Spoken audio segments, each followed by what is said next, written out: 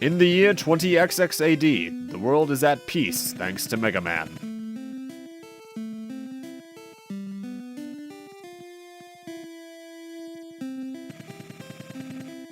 Dr. Wily's fourth attempt at world domination has failed, and his name has once again faded from the minds of the citizens of the world.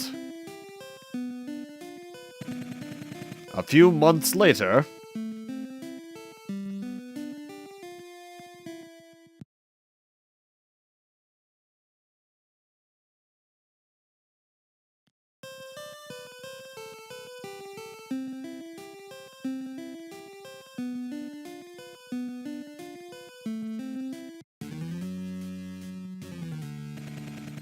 so, you're the famous Megaman. I'm Terra, and you'll soon be my slave.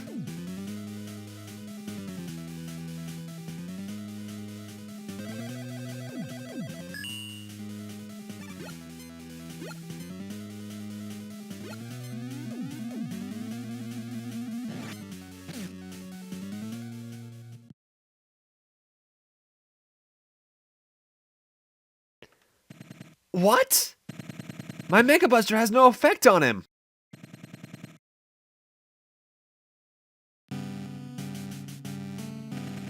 A few hours later, the world was attacked by warrior robots from space.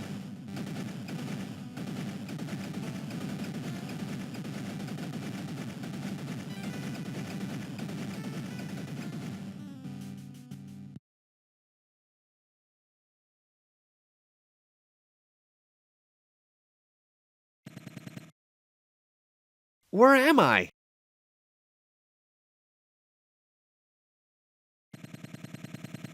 Dr. Light found Megaman and equipped him with the new Mega Arm, the most powerful weapon ever devised.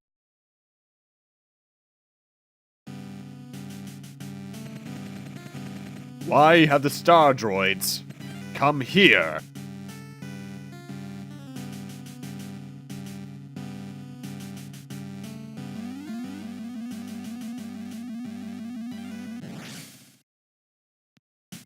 Well then, that was dramatic. Hello everyone, and welcome to Let's Play Mega Man World 5. Let's just get right on into it, because we got more cutscenes to go through. Yay.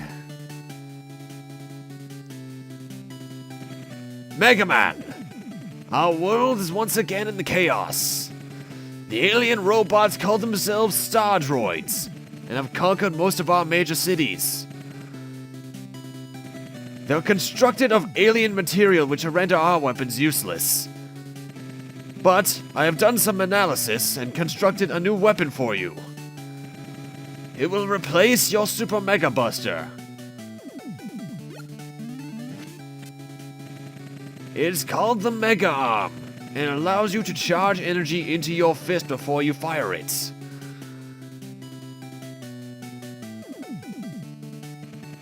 I have also created a new assistant for you. His name is Tango.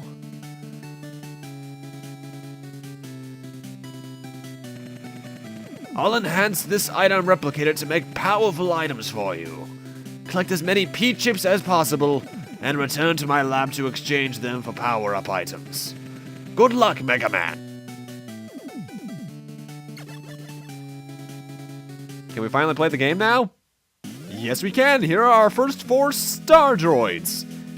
And we're gonna start off with this one here. This is Mercury. However, just like the Robot Masters, all of the Stardroids actually have their own Mega Man and base CD profiles. So, let me get the first one up. This is Mercury. With a weapon called Grab Buster, he can absorb his enemy's vitality. Good point, he's quick at running. Bad point, has a big mouth. Likes communists and dislikes backstage gossip.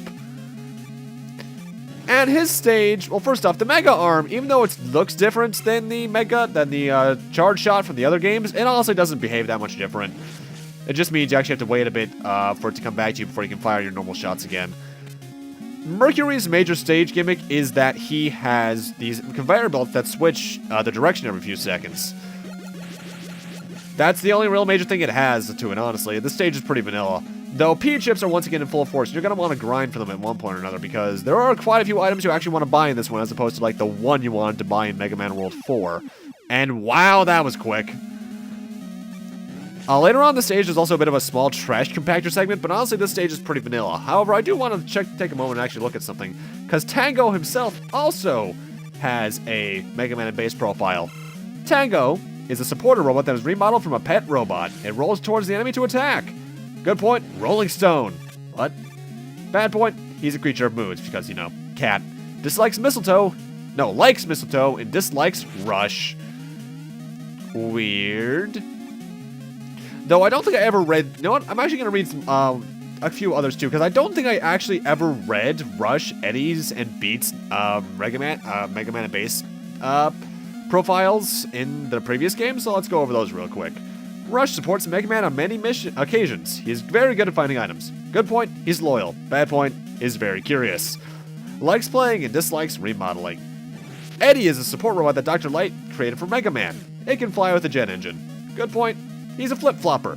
Bad point, he's a bag of nerves. Likes lotteries and dislikes wasting money. And Beat is a bird-type robot that Dr. Cossack has presented to Mega Man. He can grab and carry Mega Man. Good point, speed and power. Bad point, wanderlust.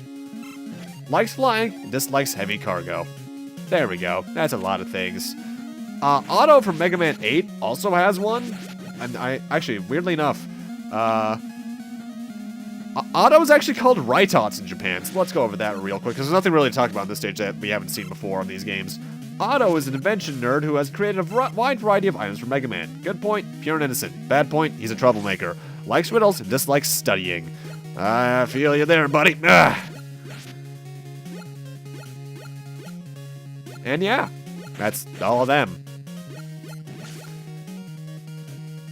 Honestly, yeah, this stage is pretty lackluster. You do need to watch out for those crates, because they can hurt you if they land on top of you, but honestly, a lot of the platforming here is very basic. It's the easiest stage and easiest boss, so it's just the best way to go after him. Or the best first choice in my eyes, at least.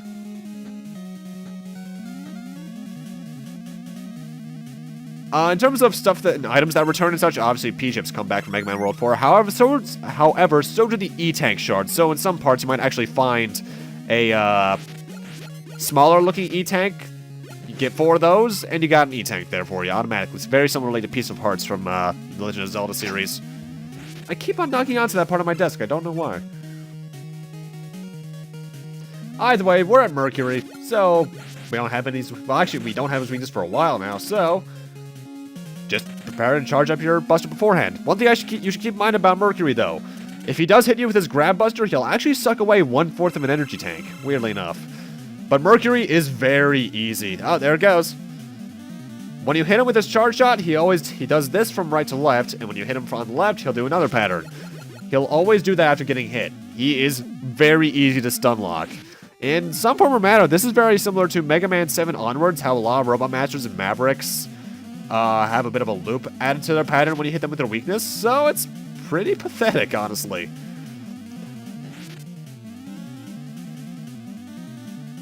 But yeah, he is a prime first choice, and as an American, since he likes communists, he must be defeated.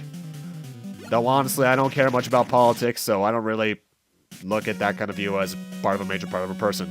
Often. There are some that I'm just like, politics, gross. Stay away from me. But for beating him, we actually get his Grab Buster, which is a fairly weak weapon on its own. It only does, I think, like 2-3 units of damage, if even.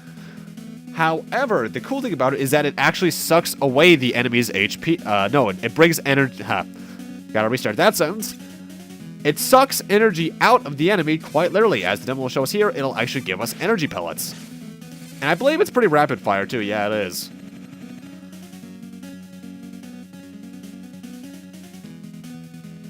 But before we actually head back to the stage select, let's actually take a look at the Light Lab. They actually fixed the typo for Mega Man World 4 that I forgot to point out that they actually call it the Right Lab. Oh, Mega Man, did you bring back the P-chips? So yeah, we can still buy E-tank shards, E-tanks, weapon tanks, and such. There's these two, which are power-ups. Those cost like over 100 each. The S-tank returns, as does the energy equalizer and extra lives, the special weapon restore.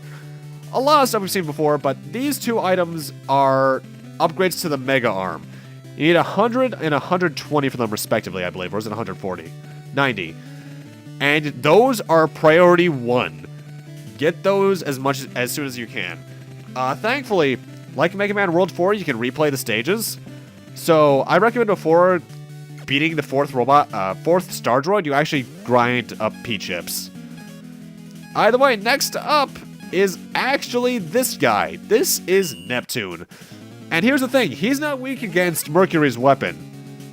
In fact, he's weak against the last weapon we get.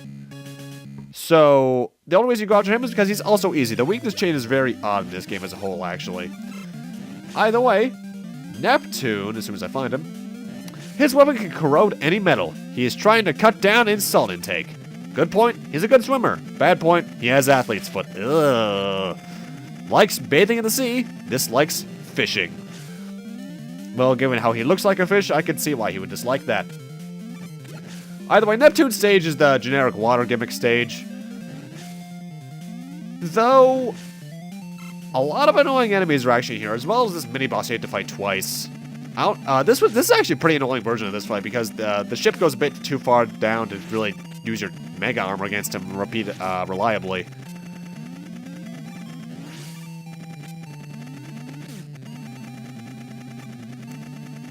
And I would go into this game's storyline, obviously, but hey, this game actually has intro cutscene with dialogue, so I don't have to do that, so I don't even have to bring up the Wikipedia article. Well, let's see, this game was released in '94. I think that was the same year as Mega Man 7. I could see that being the same year as Mega Man 7. No, Mega Man 7 was 95, so this was actually, I think, well, what about X2? One other Mega Man game was released in '94. I know for a fact, at least. Yeah, X2. So yeah, that's a thing. Either way, in this part of the stage, the water does actually push you, so watch out for that, because it might accidentally screw up your jumping abilities.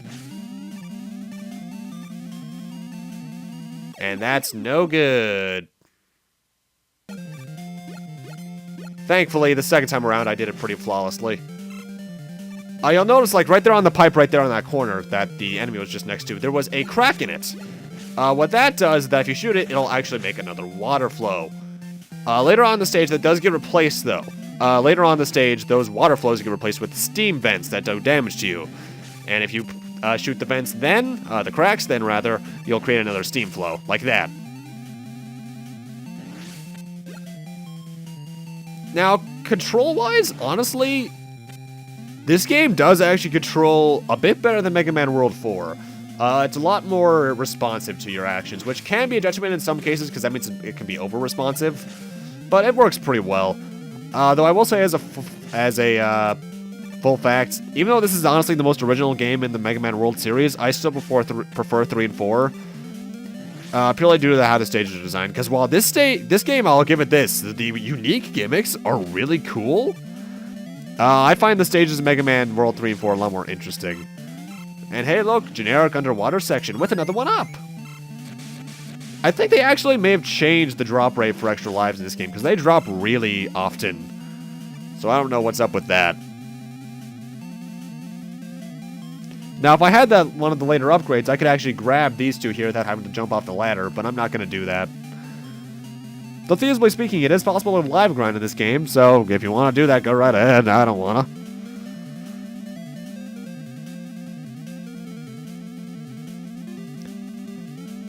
Now, one weird thing about the Mega Arm is that there are times... Well, actually, first off, since it's... let me restart that sentence. Due to its size, it's actually a bit harder to hit things with, but not by much. It still is big enough that it can do a lot of stuff pretty quickly as long as you aim right in front of you like that. But the charge shot in Mega Man World 4 was definitely bigger, and you can tell because it was a lot much easier to hit things with. Oh, that's right, we actually have Tango from the start. Tango isn't like Rush, like he doesn't support you in a, actual support sense like Rush Coil or Rush Jet. The way he works is that you summon him down with a charge shot, and then he'll just start rampaging all over the screen and hurting anything in your path. He's somewhat useful.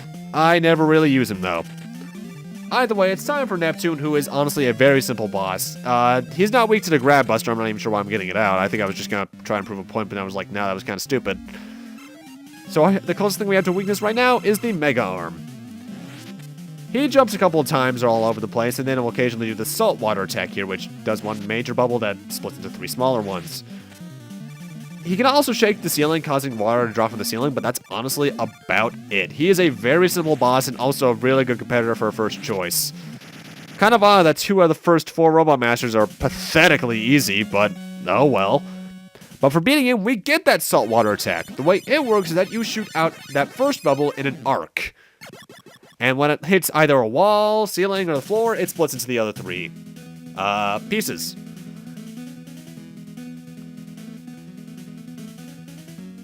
So yeah, it's feasibly useful. Mega Man World 5 is not a game I find myself using the weapons in often.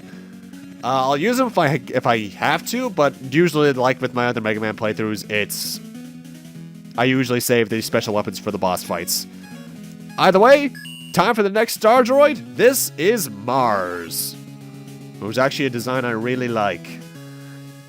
And Mars is a battle robot who is equipped with weapons all over his body, so Commando Man. Good point, he's big-hearted. Bad point, he can't use an airplane. Oh, wow. Likes survival games, dislikes surrendering. And his stage is actually pretty dangerous, because there's a lot of things in this stage that explode. Like coming up on this next screen, if you look at the floor, actually, no, not this screen. Let me restart that sentence, because now I'm lost. There's actually a lot of enemies here that are dangerous, and there's also a lot of platforms like this that try to send you up into spikes, so they have little chance of killing you. And a lot of the enemies, when they die, have that little explosion effect that can damage you, so you have to watch out for that. Don't stay too close to a lot of the enemies. There's also the enemies like that monk who we just killed earlier, who are really annoying because they jump when you shoot, and I hate that kind of stuff. And also, again, if I had that upgrade, I could grab these 2 things, but nope. I do think Peach chips drop a little more commonly in this than Mega Man World 4, though. Anyway, if you look right where that robot's standing, there's actually something a little bit different about the floor. That is a landmine. They also have the explosion effect, and there's a lot of them in this stage, so watch out for them. They're the common hazard you have to avoid throughout most of this stage, though sometimes you get kind of screwed by me being stupid like that. The best way to damage the monkeys are to shoot a smaller one and then shoot shoot once and then shoot as many times as you can to hit them on the way back down.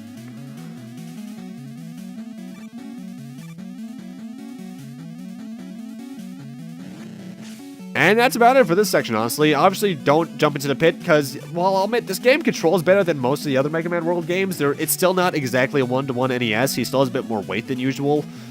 But I can say for a fact he controls well enough to platform well. And this mini-boss is actually almost ripped right out of Mega Man 5's fortresses. But 3 Mega Arms to the eyes will take him out. The way it works is that, obviously, the bubbles it shoots out bounce differently depending on where the platforms are. So, that's all about you. You have to watch out for that. Obviously, spikes are not fun to touch, so don't do it. And that Koopa Troopa over there is very easy because he just shoots missiles out of his butt. Though I won't be surprised if he's actually, like, firing his tail or something. But honestly, this stage is pretty vanilla. Mind you, that's something I suppose you can say for the Mega Man World Series as a whole, is that a lot of the stages aren't as interesting as their NES counterparts. But I could say this has probably some of the more interesting stage design, just because, you know, fully original bosses and such. Which, as I brought up before, why did they wait until the 5th game to do that? Because they could have continued using the formula they were doing before, where they constantly just used previous Robot Masters. They could have done that until up to, like, maybe Mega Man World... probably Mega Man World 9, possibly even. Because there's 6, there's both halves of, there's the other half of 5, which is one half of 6 as well.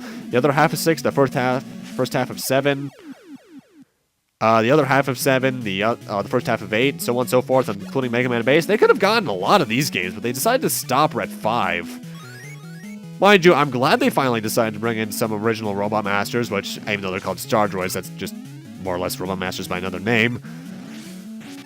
So, why wait this long? I mean, sure, in the previous ones we got the Mega Man killers, but that's not enough in most cases. And now this guy's back. I think he fires his bubble at a slightly different angle. Or more often, I can't tell which, honestly.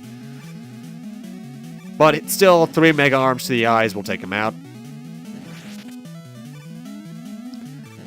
And there's also something I can say about this game's level design. There's a lot more E-tanks and energy refills all over the place.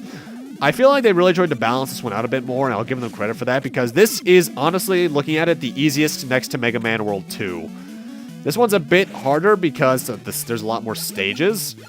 Because keep in mind, Mega Man World 2 technically only had 9, if we're counting each of those Mega Man 3 Robot Master stages as their own stage, not sections of one stage. Whereas this is like 12, I think. I just finished recording this today. You'd think I'd remember, but nope. Either way, we're at Mars, so get out the salt water, because he's weak to that. And Mars, being the tank he is very attack-based. He has quite a few attacks, and they do pretty decent damage, as does he himself. He usually starts out by throwing out his photon torpedoes, which you can slide under. After that, he'll generally start going to his tank barrage, which you can dodge just by jumping at good enough angles. After that, he generally goes across the room where he lands landmines as well, and then he'll just repeat the pattern from there generally, though he'll often just go right into the bullets. Salt water can either hit him by direct contact or by using the little partlets of it. So just decide which one to use best, and Mars should go down with minimal effort, but he might still do a decent chunk of damage to you. And for beating him, we get that missile attack he was using. I think it's Photon Missile as a Photon Torpedo. I think it's Photon something. It should be. But the way it works is that's very similar to the drill weapon from Mega Man X3. You fire it, and it stays in front of you for a little bit, but then it whooshes forward to hit anything in front of it. And I think when it actually hits, it actually has the explosion effect that enemies and such have had since Mega Man World 1 that does a bit more damage below it. You can also have multiple on screen at once. Photon Missile, okay. Mind you, in most cases it'll actually just whiz past the enemy, but there are some cases where it just will explode. And since I have enough P-chips, I'm actually going to start buying stuff now, and I also grind in between a cut coming up to buy some stuff. First off, I want to buy the Magnet Hand. This is a power-up item for the Mega Arm. Once installed, you can grab an item from far away. You need 90 P-chips for this item. Do I want it? Hell yeah! So now we can fetch things from afar, similarly to the Ring Boomerang from Mega Man World 4, and so on and so forth. And even though I actually go back to the stage select here, I actually replayed some of the previous stages, so I can come back immediately with over 100, so I can buy the other power-up. This is, I think it's called the Clover Lance or something. This is a power-up item for the Mega Arm. Once installed, you can grab and attack the enemy over and over. Okay, we need 100. I've never been quite sure about how this one works, but what it does is that occasionally when you'll attack an enemy with a fully charged Mega Arm, it'll stay on them for a bit. I think the way it actually works is that you have to mash the button when you have the Mega Arm on someone, but either way, it's really good for bosses and enemies alike. And either way, time for the first 4 Stardroids, Venus. Venus is a very aggressive robot. His weapon is called Bubble Bomb. No, his weapon, called Bubble Bomb, wraps the enemy to immobilize them, similarly to, not Crash Man, Burst Man from Mega Man 7. Good point, he has neat habits. Bad point, walking straight. What? I don't get that. Likes bubble baths, dislikes octopi. And his stage is an odd combination of gimmicks, because there's a lot going on here. There's a bit of a water gimmick going on with waterfalls. And there's also a weird bounce gimmick later on that we'll see, and, well, later on. Also, I was having real trouble with this jump. I don't know why. First off, this crab enemy, the way it works is that it shoots that bubble out, yes, but the bubble actually doesn't damage you. it actually drags you along with it. So in that case, it would drop you into spikes, killing you instantly. So it's actually more of a trap enemy than anything. Also, for the most part, you're not going to see that little clobber hand going on because I don't tend to mash the button after shooting the Mega Arm. I just try to do as many shots afterwards as I can, which usually works. I just mostly got it for that neat little 100%. And, well, because I like having it on standby just in case. Whenever there's bubbles on the ceiling, there is generally a lighter shaded bubble that's actually an enemy that is there to trick you. But honestly, it's pretty easy because all it does is do small little jumps like that. This thing's kind of weird because it splits into numerous enemies, very similarly to a Matryoshka. But honestly, it's only there to cause more havoc. It's more of a distraction than anything. I'm surprised they don't use it for that. But it's nothing too bad. This enemy can be kind of annoying, though, because it drags you and then blows you away from it. Usually, when you're near it, there's either spikes or something else. And there's the magnet hand in action. With it, you can now grab a lot of items from afar, and it's really handy to have that for the second half of the game. Whenever one of these waterfalls is on screen, the general tell that it's going to pour again is the little raindrop you'll see, like right there. I would not have made that if I had continued going. Thankfully, it's a really good tell, and the speed of the water droplet, I think, usually dictates how fast the thing is coming, too. If there's anything those waterfalls are good for, it's causing a decent amount of slowdown. Combined with, like, 3 other enemies, mind you, but still. Really, a lot of the enemies aren't too dangerous. There's some annoying ones. Oh, hey, Eddie. Damn it, Eddie.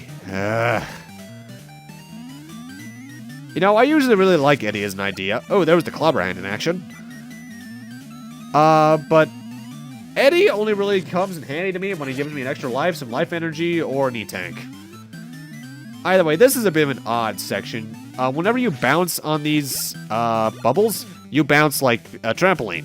When you're on one of the larger bubbles, you bounce high. When you're on one of the smaller bubbles, you bounce low. And when you do jump, you'll go into notice here you do have a trampoline effect where you constantly just lose half your jump height after bouncing. Similarly to one of those rubber bouncy balls a lot of us had as kids. Those things could really bounce high if you threw them down hard enough. Like, I think I had one point where it bounced from floor to ceiling at least 6 times. My grandmother was not happy with me. Oh god, that was close.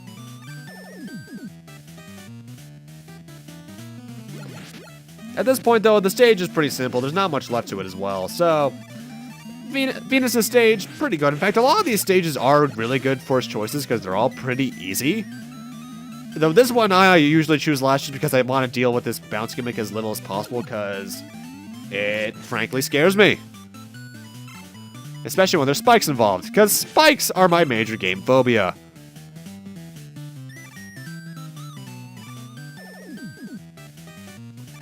Oh, hello, person texting me. You do have to jump off the large bubbles if you want to get some good height, though. And this is just sure to be a platforming challenge. Nothing really special to it, because you can figure out what you have to do here. It's just more or less stay here for a cycle, then gun it. To, I believe, where the boss door is. Was I right about that, or was I imagining that? Because some of these Mega Man World stages, as you've noticed, can drag on. No, I think this is the end of the stage. Is it? You gonna show me, game? No, we're not there yet. Oh, well. So, how you guys been? I'm out of things to talk about right now because these stages go on a bit too long. Oh, there we go. Never mind. You guys are awesome, but we have bosses to talk about. Venus is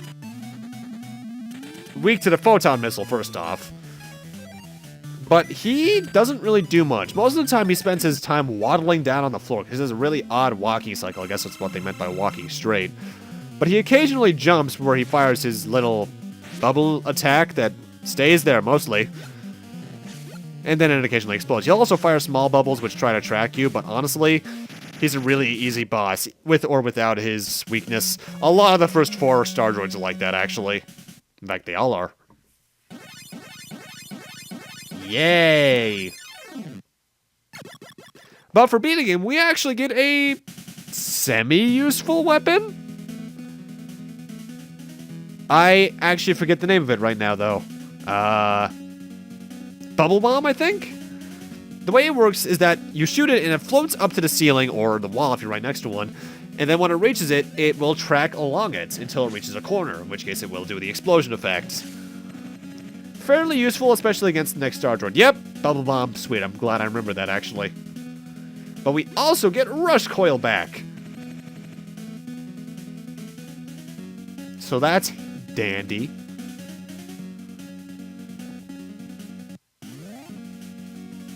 And it's time for us to go up against Terra already. NASA? What? Oh, by the way, I'm not controlling this. Megaman's just moving on his own here. There you go. He probably should have thought of that beforehand, Megaman. But I won't criticize you too much. Usually.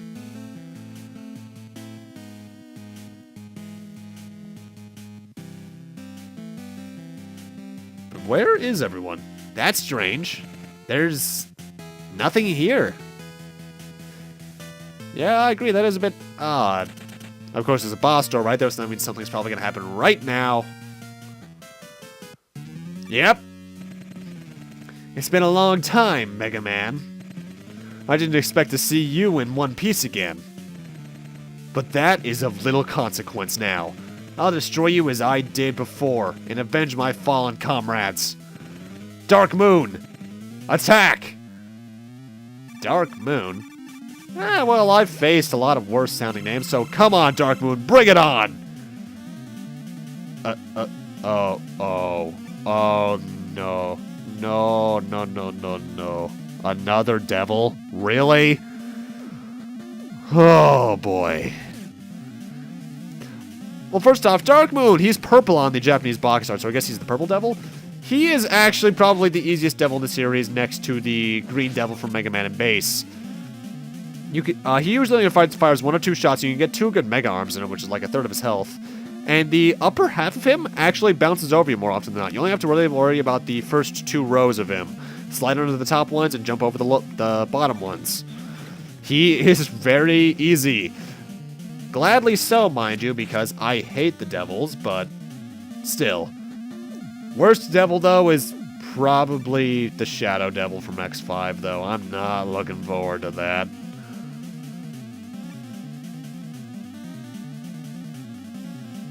Also, we gotta admit, not a fan of this game's boss theme. The soundtrack overall for this game is actually pretty decent, but this theme I'm not really feeling. Usually you can take him down in 3 to 4 cycles. Good old Dark Moon here.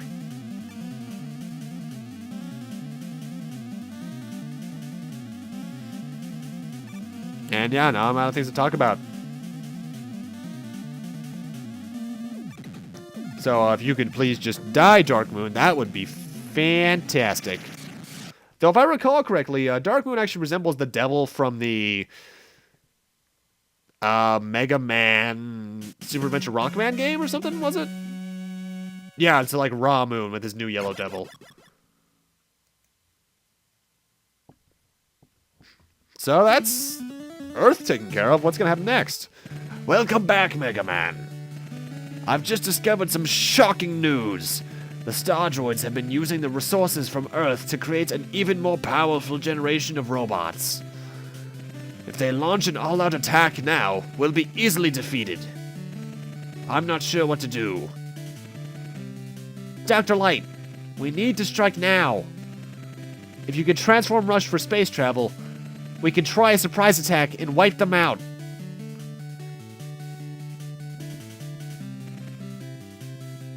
That sounds reasonable.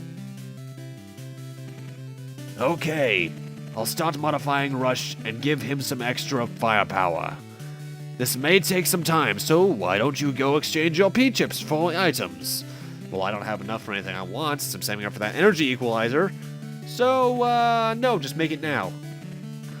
Though if you have an amount, I actually recommend getting the S-Tank as soon as possible, but the energy equalizer is my next big goal.